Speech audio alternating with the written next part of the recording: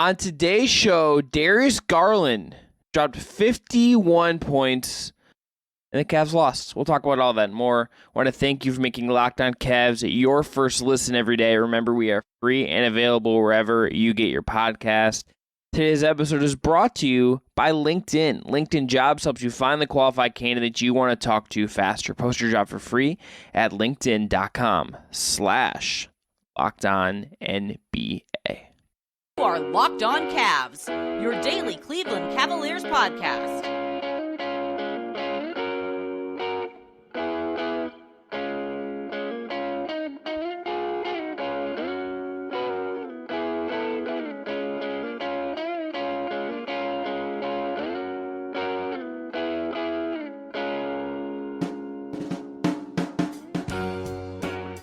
All right, the music you heard on the way in is from our friends at Astro Radio. Check them out on Apple Music or Spotify. I'm Chris Manning.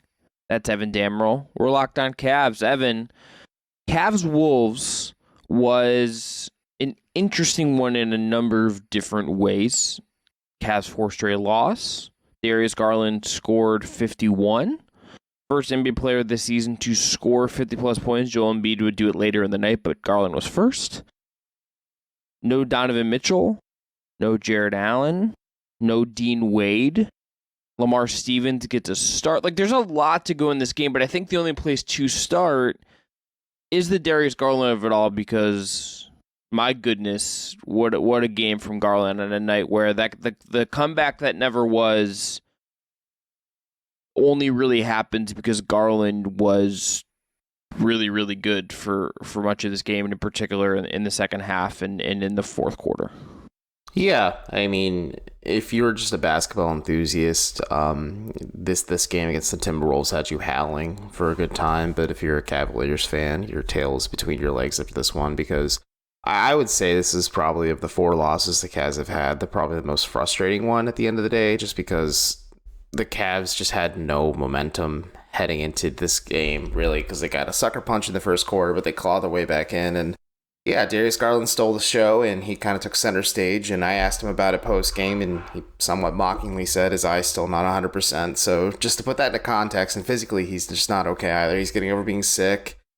It was reported he was seen with ice on his thigh or his near his knee after the game as well. So he might be doing some other bumps and bruises too. So the fact that he's able just to kind of carry so much forward momentum from this in a possibly game against Milwaukee is a good thing, and we'll just hope he's healthy at this point. But just the fact that Darius Garland still wasn't 100% and just absolutely lit up the Timberwolves and almost willed the Cavs back and won this game after being down by such a big deficit is kind of testament to his ability as a player. And we'll do our rewards and everything else after the fact, but it's going to be a Darius Garland centric show just because he was the key star and key player for the Cavs. He was really the only noteworthy player just on offense or anywhere on the floor for the Cavs on Sunday night. Yeah, I thought they got good minutes out of Lamar Stevens. I thought they got good minutes. I was prepared to have a whole Isaac Okoro bit on the show because Okoro was genuinely, I think, an impactful player on both ends of the floor in this game. And honestly, if you watch that game and didn't think he played well, then you're just like confirming your own bias. You're just confirming your own biases about what Okoro is, and that's fine. You can do that, but you're wrong about how he played Sunday. This was a game where you... How does it feel, certain listeners, to have us accuse you of being biased for once? I don't care. This is a game like you didn't feel Karis LeVert at all. This was I think definitely Evan Mobley's worst game. Oh, Evan Mobley season. Was non-existent on offense in this game. He's 1 of 4 from the floor, 4 shots in general, 2 of 6 from the free throw line. Looked super aggressive early and then just kind of became passive as the game went on. Robin Lopez was the center on the floor when they make the run in the fourth quarter. Yeah, and I think that's credit to JV Bickerstaff. He knows when to ride the hot hand and just lean on who is working in certain scenarios, and Evan Mobley just didn't have it on Sunday night against Minnesota. Maybe it was the fact that he didn't have that safety blanket and Jared Allen next to him, and you had to deal with Karl Anthony Towns in space, and then you had to deal with Rudy Gobert on the interior as well. It's It's a tough ask, but at the same time, if you're Evan Mobley, you maybe need to be a bit more comfortable. And also, if you really want to impose your will, you're arguably, if not the second best player on the floor for the Cavs tonight. You need to have a bit more of a commanding presence on offense, but enough with the bad vibes. Let's talk about Darius Garland. So here's Garland's final stat line. 51 points, 40 minutes, 16 of 31 from the field, 10 of 15 from 3, 9 of 13 from the line, 6 assists, only 2 turnovers. I don't think I've ever seen a game, Evan, where Garland put the team so thoroughly just like on his shoulders and when it did stuff. Like I have never... Garland, and I think this year in particular, what Garland has kind of been in some ways has been a shift to Mitchell's going to be the scorer, and Garland is going to be the guy who creates, keeps the ball moving, is going to play that sort of more structural point guard role, right? Like that has been, I think, what we've seen from him for long stretches in when the two have played together and when that has worked. This was like, guess what? Kevin Love is not shooting well. Cedi Osman kind of got hot late and in the second half, but like was kind of like LeVert wasn't providing you much. Garland had to do this stuff, and he put up a stat line and put up a performance that, like, if the Cavs won this game, like, we would, like, he was kind of, like, he seemed a little pissed off after the game. I got that, just since he's just, like, just frustrated and tired, and, like, I understand that. But then you got, like, he put up numbers that, like, I'm going to pull up the StatMuse thing, and tell you what it was, because I'm trying to remember the thing that they did, but my oh my, he has struggled this year, and I think it's been a weird start to the year for him. This dude's just bona fide.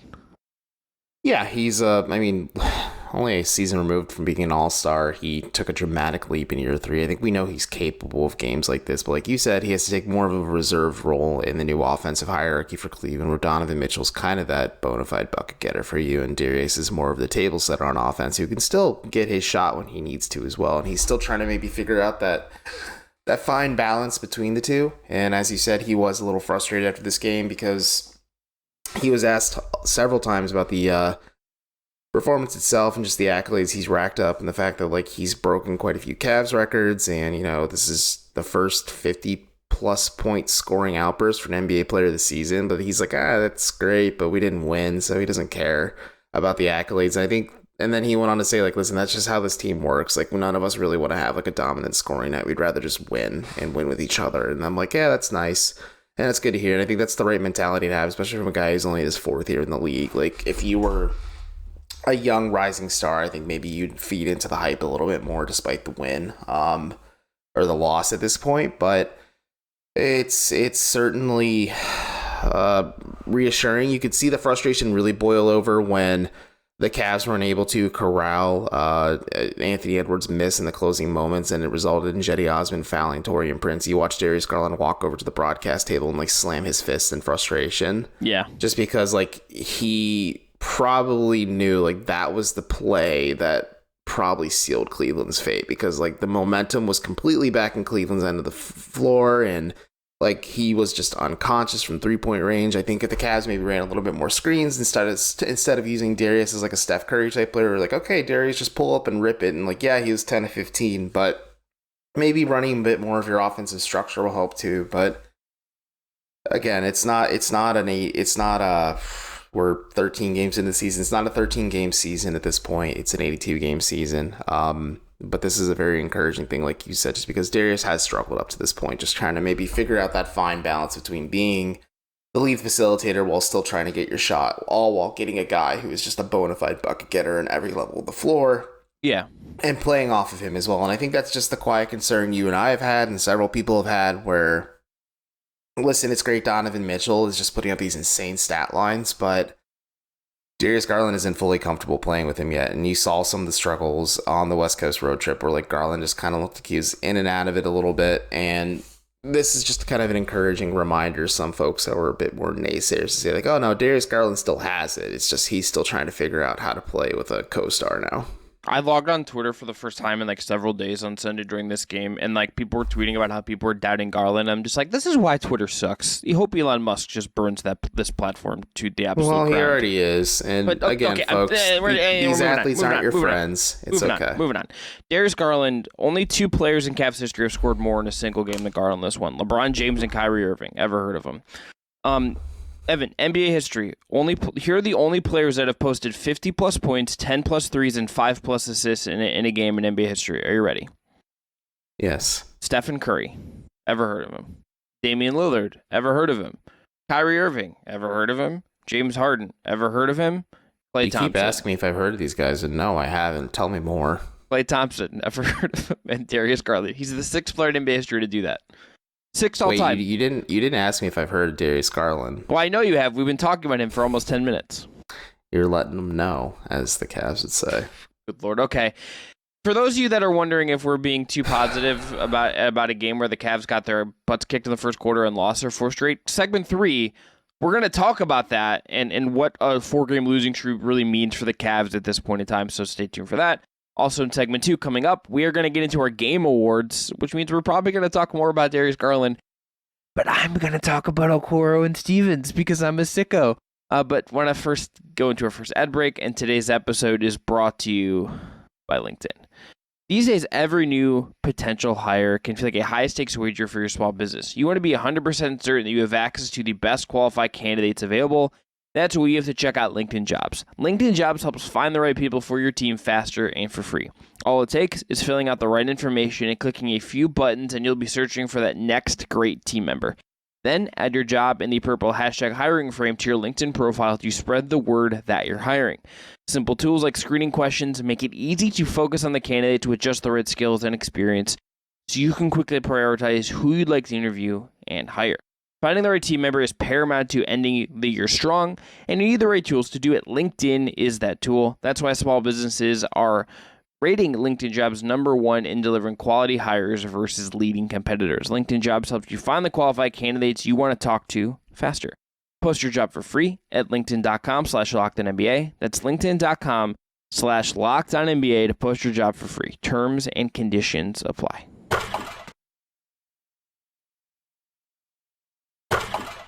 All right, we're back here on the Locked On Cavs podcast. I'm Chris Manning. That's Evan Dammarell. All right, game awards. If you're coming to us for the first time, that means we do game MVP, our stat of the night, and our play of the night. Evan, I think Darius Garland is the MVP of this game. Like, there's not really a question in my mind that he's the real MVP.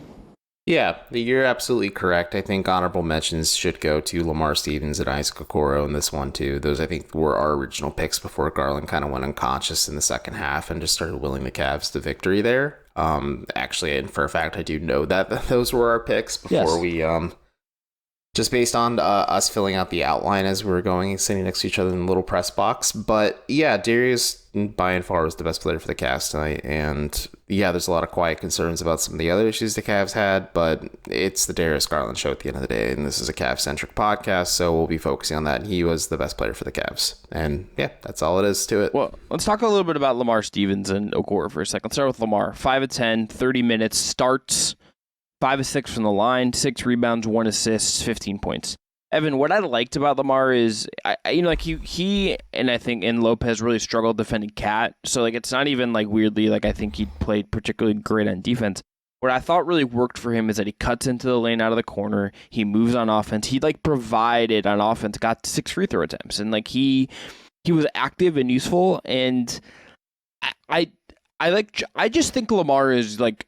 I understand there are warts on his game, just like there are like warts on like a lot of guys' games. I just like think Lamar is good or like makes like he does things that work and are helpful. And I'm kind of curious to see if like this is something that could be a catalyst to maybe you sneak him some minutes here or there, just to extend your rotation a little bit and not, be playing guys 30, 35 minutes a night sometimes.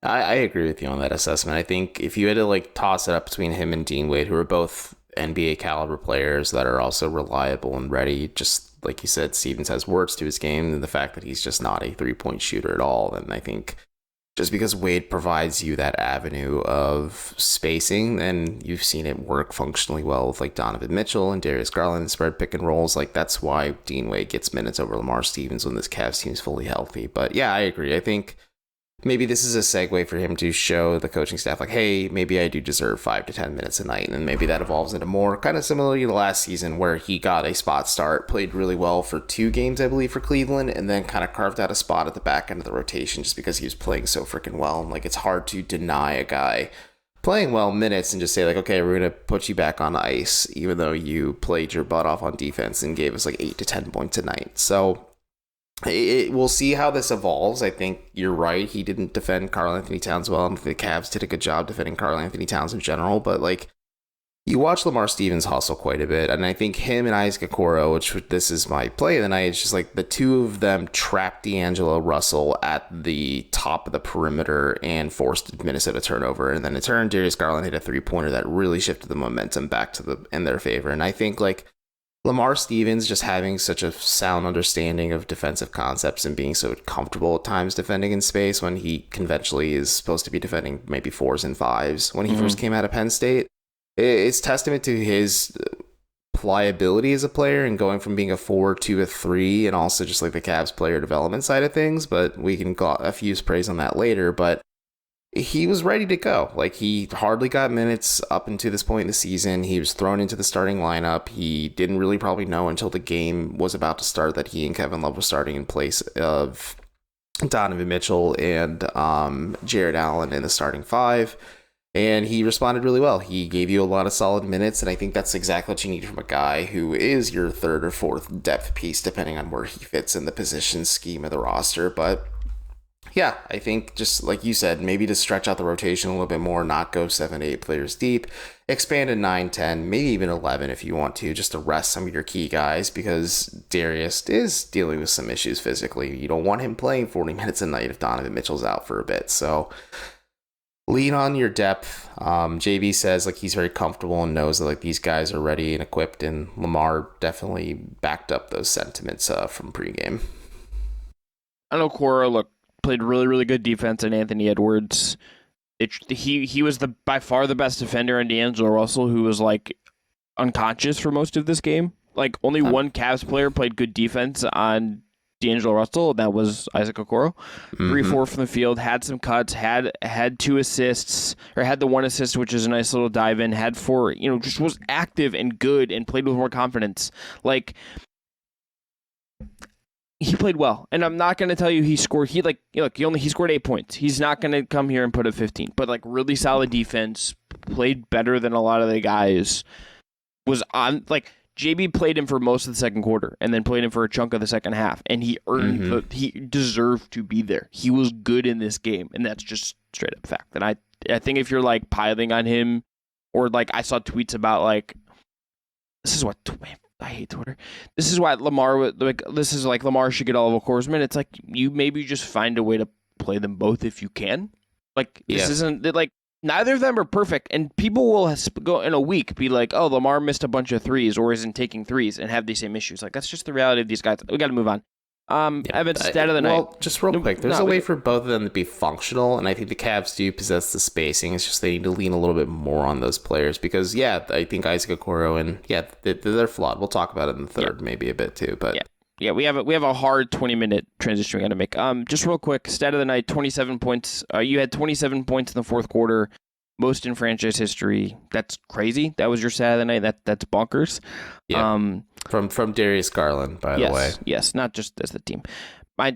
12 missed free throws for the Cavs is mine. They win this game if they make 5 more of those free throws. If Evan Mobley, isn't 2 of 6. If Darius missed too late in this game, like if they just make a couple more free throws, they win this game. Like they shot 50% from 3. They shot 44.9% from the field overall. They shot under 70% from the free throw line. That was gonna kill you, and it ultimately did kill them. All right. Play of the night for me is just the Garland pull up through Atlanta regulation. You've seen it. It's amazing. Blah blah blah. Okay. After the break, we're gonna come back and talk about what the 4-game losing streak means. But Evan, you first have an ad read for us. I sure do. Today's episode of Locked On Cavs is brought to you by our friends at BetOnline. BetOnline.net is your number one source for betting football and the start of the new basketball season this year. Find all the latest player developments, team matchups, news, podcast, and in-depth analysis on every game. And, as always, BetOnline remains your continued source for all your sports wagering information with live betting and up-to-the-minute scores for every sport out there. The fastest and easiest way to check in on all your favorite games and events, including MLB, MMA, boxing, and golf, is BetOnline. So, head to the website today or use your mobile device to learn more about the trends in action. Right now, the Cavs are plus 225 to win the Central Division, plus 700 to win the East, and about plus 1,400 to win the NBA title. We'll have lines soon for Cavs Bucks on Wednesday, so if you're interested, get in on it now. BetOnline, where the game starts. All right, we're back here on the Locked On Cavs podcast. I'm Chris. That's Evan. Sup, right, playa? Cavs have lost 4 in a row, Evan. Clippers, Kings, Warriors, Wolves. Different ways they've lost those games. Some late game miscues on that road trip. This wasn't really late game miscues. This was they got their butts kicked in the first quarter and have to come all the way back. Bickerstaff was asked about this before the game and talked about how, he was talking about other players, but I found it sort of insightful that he was talking about how it takes time to really gel and trust each other and build something. And it is hot. And the Cavs really came out hot in a way that made you think that maybe they were going to skip some of that, and this tells you that you can't skip some of those steps. I also look at this. I also just look at this, Evan, and I look at what they've done. And I look at how they've lost and the injury stuff and Garland being sick and just these little things. I don't really look at this as a 4-game losing streak that I'm something feels really wrong here. It's not great. I'm not going to sit here and tell you that the vibes are immaculate right now. But they had this really weird game coming off the road trip. They've been trapped. They were in the West Coast. They just had some weird performances late in games. They're figuring stuff out. They've had guys in and out of the lineup a little bit. Mm-hmm. It seems like, Jared Allen, the way he described his injury was it's something he's been dealing with all season. Yeah, something he's been dealing with all season, and something that they wanted to try to rest him so it wouldn't get worse. And I don't know what that means, but okay. This just feels like a team that's kind of dealing with some stuff right now, and the 4-game losing streak is a byproduct of stuff that I don't suspect is a real significant issue. But it's there's probably still some stuff to figure out as you go forward. Yeah, I asked JB about it post-game, just saying, listen, you guys have lost 4 in a row, and arguably this is probably the most frustrating loss. And as you said, he did note that, hey, we looked like a team in the first half that was coming off a West Coast road trip, and we just didn't have the energy, and we didn't bring it, blah, blah, blah, coaching stuff. And I just said, are you concerned at all just after 4 losses in a row? And he's like, no, not really. He's I know how talented this locker room is. I know how talented this team is. I know how talented our depth is and our coaching staff. And he used praise on everyone and said a lot of it's on him to figure out just how to make this work. But he's it's a lot of it is me getting to know guys that I haven't spent time with. And I think that's, just pointing Donovan Mitchell, Halu Neto, Robin Lopez, guys like that are just new to the team. And just kind of maybe trying to get back to full health and full strength. Today, the Cavs aren't practicing the day after their game against Minnesota, and that's rightfully so. They need to rest up a lot of their guys. And Darius Garland said, the biggest positive thing that they can carry within the Milwaukee is them being healthy and just trying to get familiar and comfortable with one another. And I think you're just seeing a little bit of that. I think it's just more so to start the season, there's no Darius Garland, and you just gave the ball to Donovan Mitchell and let him cook, and that led to a lot of wins and results, and I think that just wasn't going to be sustainable for a full 82-game stretch, and that's okay. Because again, I sound like a broken record at this point, we're 13 games into the season if you're the Cavs, and there's still, doing the math in my head right now, 69 nice games to go, and you still have plenty of time to figure this out, get things going, and the Cavs are going to be fine. They're not too overly concerned. The Rome isn't burning. There's nothing wrong with this team. I think they're still buying in and listening to JB. There's no issues here across the top, and they'll be okay. And I think it's just more so than anything, just getting Garland and Mitchell comfortable with one another, and then trying to find ways to get Evan Mobley more involved in the offense, or your 2 next biggest steps if you're the Cavs.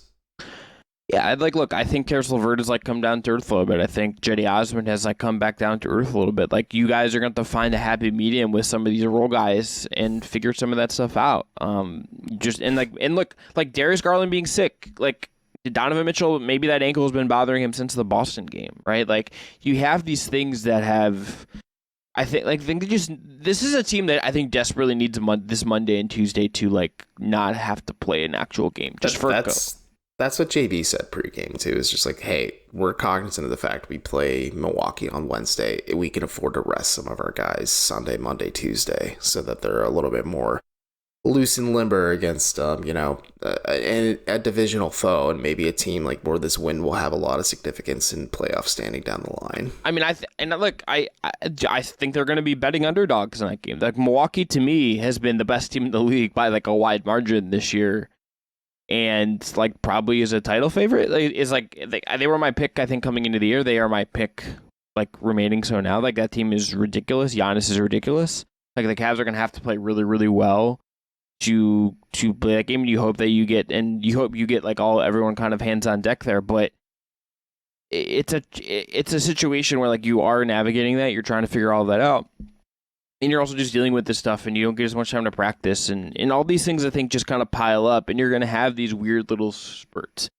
There's nothing, though, when you're actually watching the games, there's stuff that, isn't working at times, but, it doesn't feel, broken. I wonder a little bit if we fully understand the Cavs' actual identity at this point in time. I don't think we do. But I also think, when we're figuring this out, what is actually going on right now? What is actually being sorted through? Nothing that we're seeing on a regular basis feels like there's a big screaming problem looking at us. It doesn't really feel that way to me. No, I mean, these guys like playing with each other. I think these guys like each other top to bottom, and I think that's beneficial in the long term too, where it's that, and I think just the bitter taste of how last season ended for the majority of this team is just hey, we can't get too caught up on these losses. And yes, they're frustrating, but they're early in the season. I think if the Cavs are having these issues late in the season when they have 60-plus games with each other and a lot of familiarity on the court with each other and still having a lot of these issues, yeah, that's maybe a bit more of a alarm and cause for concern. But at this point, yeah, I'm not too overly concerned with where they're at. I think the hot streak was fun, but it wasn't sustainable. I think the Cavs still have a lot of areas they need to improve in, and I think against this game against Milwaukee on Wednesday is going to be a true litmus test of maybe where they actually stand after, 2 strong wins against the Celtics, and then they battled with the Warriors that lost, and then they did beat up on the Lakers, but 4 losses in a row. Maybe you're looking to shift the narrative a little bit and get some of the outside noise out of the way, but in the macro sense of it, everything's going to be fine. Right now, Cavs remain third in net rating, 6 points plus 6.3 per 100 possessions. Fourth in offensive rating, fourth in defensive rating. They're expected. They're at a 56 win game pace right now. That's the fourth best. It's the fourth best win pace in the league. Phoenix is at 56.7. Milwaukee is at 56.7. This is your expected win total based on your point differential. Phoenix, Milwaukee, Boston, Cleveland. That's the top 4. They've been playing really well. I think they've had some unlucky stuff. They've had some injuries, had some weird stuff. I suspect that once the schedule gets a little bit, they will have kind of an easier slate coming up. You look at the next week, you get Milwaukee on Wednesday is going to be brutal. But you get Charlotte, who stinks and wants to lose games, at home on Friday. The Heat have not looked good this year. You get them at home on Sunday. You get Atlanta at home on Monday. And you get the Trailblazers right before Thanksgiving, before you get the Bucks again. And then you have the Pistons, the Raptors, and the Sixers ahead of them. You get through the end of that month, you get into Orlando, the Knicks, the Lakers, and the Kings at home instead of on the road. You get some more days off in there. You have the Thunder, you have the Spurs. You have much more manageable games as you're kind of going here that I would feel pretty good about if I'm the Cavs. And obviously there's going to be tough games. You're going to have some off nights, all of that stuff, back-to-backs and things. I think this team is really good and fine, and I suspect that will bear out over the course of the season. I absolutely agree. I think, there's no reason to be really concerned at the end of the day. I think the Cavs will be fine. And other than that, man, just are you concerned at all with Evan Mobley on offense, or is just this game kind of an outlier for you this season? Because he did have that really strong game against the Clippers the other night, and you're kind of just seeing him be a little inconsistent at times on offense. I'm not concerned. I think that's the biggest area for growth. But like on a game, it's a Gobert game. Like that's going to be weird for him. Mm-hmm. And he did they did run an inverted pick and roll with him where he hit a pull up jumper over Gobert, and I was like, huh. That's fun. So, like, there's still, like, fun, interesting stuff that he's doing. It was just, like, an off night for a second-year player going against a bad stylistic matchup for him, I think. And coming off the road trip. This team is still very young and figuring itself out in a lot of ways, and I think that is part of this, too. I think that's also part of the issue with this early season winning streak is a lot of people probably assume on the outside, like, this Cavs team has it figured out. They're ready to go. They're going to win the finals, blah, blah, blah, blah, blah. Well, no, like you said, they're a young team. They're still growing. They're still learning. And I'm not concerned about Evan Mobley either. It's just like you said, the Gobert matchup is tricky. I think having to defend Cat and just being the primary defensive linchpin is a lot to put on Evan Mobley's shoulders, too. And you saw him struggle quite a bit. He dealt with foul issues, but like you said, there's some fun stuff there. And I think when the Cavs are more at full strength and they're kind of more gelling closer to maybe Christmas at this point, we'll have a better idea of where things stand and maybe where, especially just Evan Mobley, as I'm focusing on here, needs to improve upon. Yes. All right. That's going to be it for today's show. Thanks again for making us your first listen every day. This episode was produced by Jake Stevens. Now, for your next listen, check out Locked On Sports Today, the biggest stories of the day, plus instant reactions, big game recaps, and the take of the day. That's available on the Odyssey app, YouTube, and wherever you get your podcast. Back tomorrow with more Cavs analysis. I'm Chris. That's Evan. Be well.